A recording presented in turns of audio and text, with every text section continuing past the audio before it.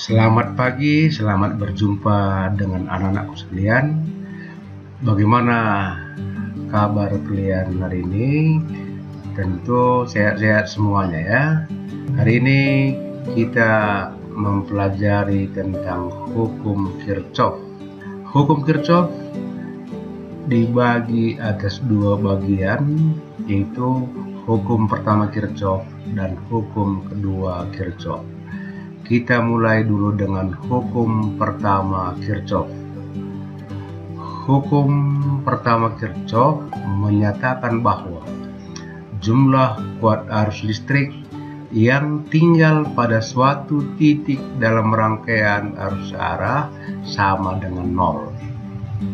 Ya, kalau dilambangkan, sigma I pada suatu titik sama dengan nol. Misalnya kalau kita perhatikan gambar berikut, titik A mempunyai 5 percabangan yang dialiri arus, tidak ada arus tinggal di A. Nah, makanya dinyatakan bahwa sigma I di A sama dengan 0. Kalau hukum pertama Kirchhoff dinyatakan sebagai berikut, perjanjian tandanya harus dipenuhi, yaitu sebagai berikut. Kuat arus I bertanda positif jika arah arus menuju titik percabangan. Sebaliknya, kuat arus I bertanda negatif jika arahnya menjauhi titik percabangan. Nah, kita perhatikan kembali gambar ini. Bagaimanakah persamaan hukum pertama Kirchhoff di titik percabangan A? Ya, kita buat saja. Sigma IA sama dengan 0. Kita perhatikan arah arus yang menuju titik percabangan bertanda positif dan yang menjauhi titik percabangan bertanda negatif, maka diperoleh I1 kurang I2.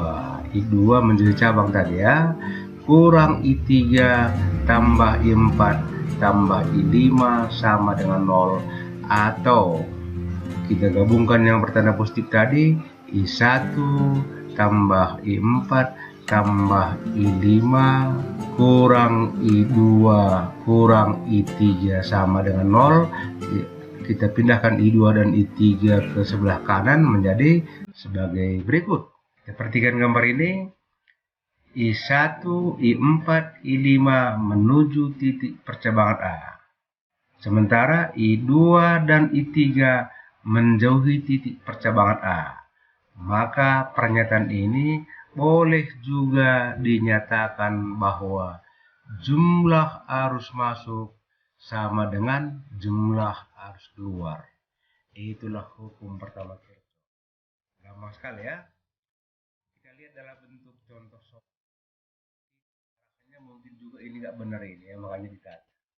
Kemudian jika besar masing-masing hambatan adalah 10 ohm, berapakah tegangan hambatan ini yang dilewati oleh I4 tadi?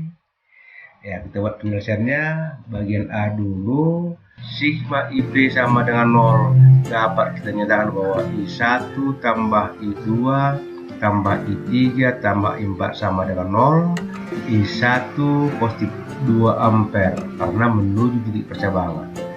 I2 positif 3 ampere karena juga menuju titik percabangan. Tambah I3 min 4. Kenapa min 4 ini? Ya, dari gambar kita lihat I3 menjauhi titik percabangan. Tambah I4 sama dengan 0. Setelah dihitung, diperoleh I4 sama dengan min 1 ampere. Artinya, besar I4 ini adalah 1 ampere, arahnya menjauhi titik percabangan. Nah, bagian B, berapa tegangan hambatan ini kalau besarnya 10 ohm? Ya, tentu gampang, kita gunakan saja dari hukum ohm. V4 sama dengan I4 dikali R, masukkan bilangannya, diperoleh V4 sama dengan 10 volt. Hukum kedua Kirchhoff. Hukum kedua Kirchhoff menyatakan bahwa pada satu putaran loop, jumlah aljabar dari penaikan tegangan oleh baterai dan jumlah aljabar dari penurunan tegangan oleh hambatan sama dengan 0. Maksudnya, kalau kita berangkat dari rumah, entah kemana-mana saja kita, tentu ada naik jalan yang kita lewati dan ada juga turun. Nah, setelah kita kembali ke rumah, dipastikan berapa meter kita naik sepanjang kita berjalan tadi, pasti juga lah sebesar itu kita turun. Demikian juga halnya pada rangkaian, berapa penaikan tegangan oleh baterai, pastilah sebesar itu juga besarnya penurunan tegangan oleh hambatan. Ya, hukum kedua Kirchhoff dapat dirumuskan sebagai berikut dengan perjanjian tanda GGL baterai bertanda positif jika pada putaran loop mula-mula ditemukan kutub positif baterai. GGL baterai bertanda negatif jika ditemukan kutub negatif baterai. I bertanda positif jika arah arus searah dengan putaran loop. Dan sebaliknya, I bertanda negatif jika arah arus berlawanan dengan putaran loop. Kemudian loop. Apa yang dimaksud dengan loop? Satu putaran loop adalah gerakan dari satu titik dan kembali ke titik tersebut dalam rangkaian arus arah. Misalkan dari A kembali ke A boleh mengikuti jalur seperti ini: A, B, C, F, E, D, A. Atau kebalikannya, berlawanan dengan jarum jam: A, D, E, F, C, B, A. Atau yang kecil ini: A, B, E, D, A.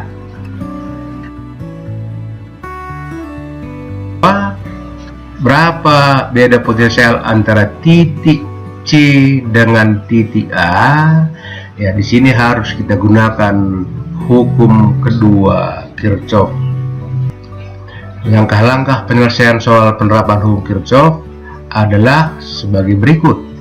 Yang pertama, perkirakan arah arus pada rangkaian. Sudah tahu kita bahwa arus keluar dari kutub positif dan masuk ke kutub negatif. Yang kedua, buat sketsa untuk satu putaran loop. Langkah yang ketiga, gunakan rumusan hukum Kirchhoff untuk menyelesaikan masalah soal. Yang pertama dulu, kita perkirakan arah arus. Ya, kalau begini dia arus dari baterai epsilon 1, ya begini dia ya, keluar dari kutub positif tentu searah dengan jarum jam.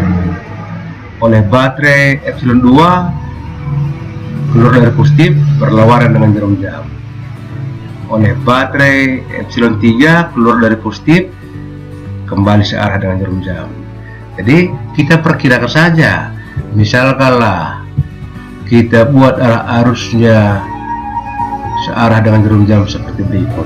Kita beri nama I karena semua rangkaian ini arusnya sama besar, arus tunggal. Selanjutnya, yang kedua, kita buat loop. Loop dalam hal ini boleh searah dengan jarum jam atau berlawanan putaran jarum jam. Nah, di sini kita buat loopnya searah dengan jarum jam. Inilah loop. Selanjutnya, digunakan hukum kedua Kirchhoff untuk satu putaran loop dari gambar di atas. Sigma epsilon tambah sigma I kali R sama dengan 0. Ya, berangkat dari titik B misalnya, kembali ke titik B, kita jumlahkan dulu baterai yang ditemui. Ingat perjanjian tanda tadi, kalau ditemukan kutub yang pendek itu kutub negatif ya, maka epsilon bertanda negatif. Dan sebaliknya, Ini arah arus sudah searah dengan putaran loop, makanya I di sini bertanda positif.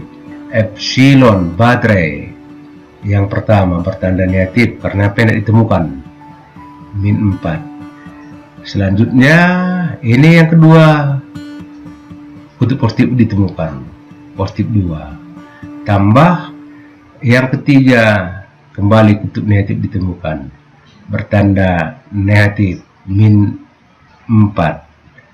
Yang inilah sigma epsilon, jumlah aljabar penaikan tegangan. Kemudian karena arusnya sama, maka berangkat dari B ini 15I tambah 5I tambah 10I. Ya, ini yang sama dengan 0. Ya tentu ini diperoleh satu persamaan dengan satu perubah. I cuman perubahannya sudah dapat dihitung masing-masing ya. Berapa hasilnya nak? Ya kalau kita hitung diperoleh I sama dengan 0,2 ampere.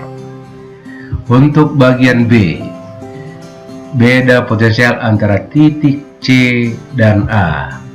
Untuk menentukan beda potensial antara titik C dan A, kita gunakan hukum Kirchhoff dengan loop dari titik C ke titik A. Dari titik C ke titik A ada dua jalur, boleh searah dengan jarum jam seperti ini sampai di A. Boleh juga dari C melewati baterai yang pertama, hambatan yang pertama, baterai yang ketiga, dan juga sampai di A. Yang manapun nanti kita pakai akan memberikan hasil yang sama. Coba kita ikuti dulu dengan yang searah dengan jarum jam sesuai dengan putaran loop ini tadi. Dari C ke A melewati R2, R3, baterai yang kedua sudah sampai di A. Kita gunakan hukum kedua Kirchhoff, VCA sigma epsilon tambah sigma I kali R. Dari C ke A kita lihat baterai yang dilewati hanya satu, yang 2 volt. Berarti epsilon 2 tambah I dikali R2 tambah I dikali R3. Dapat dua seperti ini ya. Tinggal memasukkan bilangannya, diperoleh VCA sama dengan 2,3 volt. Coba anak-anak saya membuat, kalau misalnya dari C ke A kita buat sekarang gerakannya berlawanan dengan jarum jam seperti ini ya. Apakah sama hasilnya dengan yang ini tadi?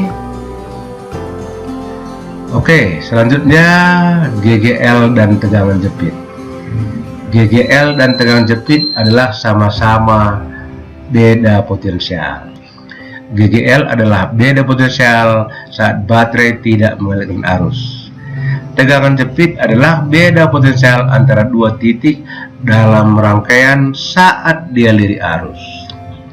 Nah, perhatikan gambar ini. Ini baterai yang dihubungkan dengan beban dan tegangan baterai diukur dengan voltmeter. Pada saat saklar dibuka, rangkaian terbuka dia, maka voltmeter ini mengukur GGL. Pada saat saklar ditutup, ada arus dari baterai, maka voltmeter yang sama itu mengukur tegangan jepit. Nah, bagaimana hubungan antara tegangan jepit dan GGL? Ya, ini kita gunakan hukum kedua Kirchhoff. Kita anggap belah kutub positif baterai adalah titik P dan kutub negatif baterai adalah titik N. Jadi ini P, ini N ya. Dengan menggunakan hukum kedua Kirchhoff, dari P ke N, VPN itulah tegangan jepit. Beda potensial antara P dan N itu tegangan jepit. Ya, ada dua jalur dari P ke N. Yang pertama searah dengan jarum jam begini dia. Yang dilewati hanya R beban. Makanya VPN I dikali R. Selanjutnya, kalau kita buat berlawanan dengan jarum jam, dari P ke N itu mula-mula ditemukan kutub positif baterai dan melewati hambatan dalam baterai. Makanya boleh dibuat positif epsilon tambah min I dikali R kecil. Kenapa min? Karena arusnya searah dengan jarum jam, gerakan kita berlawanan, gerakan loopnya berlawanan dengan jarum jam. Jadi inilah mengukur tegangan jepit. Kita lihat di sini kalau ada R ini hambatan di dalam baterai ya. Kalau kecil dia dibuat, memang hambatan dalam baterai kecil. Tegangan jepit baterai lebih kecil dari GGL karena tegangan jepit adalah GGL kurang I dikali R. Nah, jadi dari rumusan ini R adalah hambatan beban, R adalah hambatan dalam baterai. Oke, sampai sekian pelajaran kita. Anak saya mohon diulang lagi di rumah dan tetaplah semangat.